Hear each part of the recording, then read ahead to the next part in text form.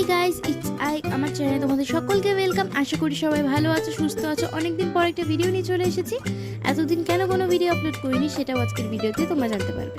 তো চলো ঝটপট আগে রেসিপিটা দেখে নাও। আজকে আমি তোমাদের সাথে পুঁইশাকের পাতার একটি রেসিপি শেয়ার করতে চলেছি। তো প্রথমে আমি এখানে পুঁইশাকের পাতাটা কুচি কুচি করে কেটে নিয়েছি। তার মধ্যে নুন, হলুদ গুঁড়ো, লঙ্কার গুঁড়ো, পেঁয়াজ কুচি, রসুন কুচি আর দিয়ে নিয়েছি চিংড়ি মাছ আর সামান্য পরিমাণ সর্ষের তেল দিয়ে নিয়েছি। তারপর পুঁইশাকের পাতাটা আমি ভালো করে মেখে নেব। আর আজকে রান্নাটা আমি করিনি, সম্পূর্ণই আমার মা করেছে। তো ভালো করে মেখে নিয়েছি। তো এখানটা আমার দাদা কলা গাছ থেকে কলা পাতা কেটে নিচ্ছে। আজকে রান্নাটা সম্পূর্ণ কলা পাতায় হবে। দাদা বলতে আমার ঠাকুর দাদা। তো কলা পাতার উপরে আমি সুন্দর করে তেল মাখিয়ে নিয়েছি। বারবার আমি বলছি, আমার মা সুন্দর করে তেল মাখিয়ে নিয়েছে। তারপর পুঁইশাকের পাতাটা পাতার মধ্যে দিয়ে নিয়েছে। তারপর উপর দিয়ে আবারও সামান্য সর্ষের তেল দিয়ে নিয়েছে।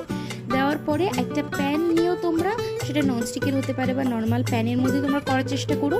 যেহেতু কড়াইয়ের মধ্যে করলে তোমাদের তুলতে অসুবিধা হতে পারে, আজকে রান্নাটা সম্পূর্ণই পাতায় হবে।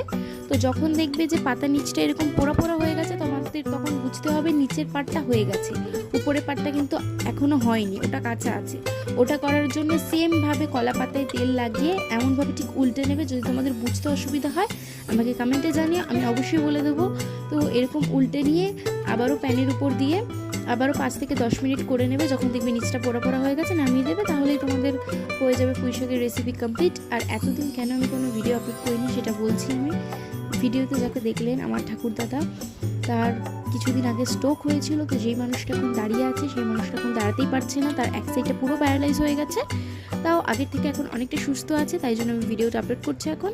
তো যারা পুঁইশাক খাও না তাদেরও দারুণ লাগবে রেসিপিটা, কারণ আমি নিজে পুঁইশাক খাই না, আমার তো দুর্দান্ত রেখেছে। তো তোমরা খাও আর কমেন্টে জানাও তোমাদের কেমন লাগলো রেসিপিটা। বাই।